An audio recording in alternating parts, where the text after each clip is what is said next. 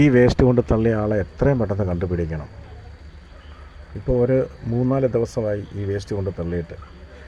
ഇതുവരെ ഫോറസ്റ്റുകാർ വന്ന് നോക്കുമോ, അല്ലെ പഞ്ചായത്തിൽ നിന്ന് ഒരാൾ വന്ന് നോക്കുമോ, ഒന്നും ചെയ്തിട്ടില്ല. ഇതെത്രയും പെട്ടെന്ന് കണ്ടുപിടിക്കണം ആളെ.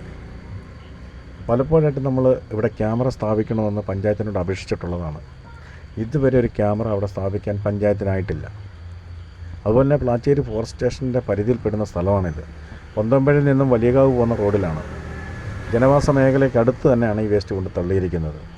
ഈ മഴക്കാലം പിടിച്ച് മാരകമായ രോഗങ്ങൾ പെരുകിക്കൊണ്ടിരിക്കുന്ന സമയത്താണ് ഈ വേസ്റ്റ് കൊണ്ട് തള്ളിയിരിക്കുന്നത്. അതുപോലെ തന്നെ സ്കൂൾ തുറക്കാൻ പോവുകയാണ്. സ്കൂൾ കുട്ടികൾ നടന്നു പോകുന്ന റോഡിൻ്റെ സൈഡിൽ തന്നെയാണ് ഈ വേസ്റ്റ് തള്ളിയിരിക്കുന്നത്. കൊതുക് കൂടിക്കൊണ്ടിരിക്കുന്നു. അതുപോലെ തന്നെ ഡെങ്കിപ്പനി കൂടിക്കൊണ്ടിരിക്കുന്നു. ഇങ്ങനെയൊക്കെയുള്ള അവസ്ഥയിലാണ് ഈ വേസ്റ്റ് കൊണ്ട് തള്ളിയിരിക്കുന്നത്.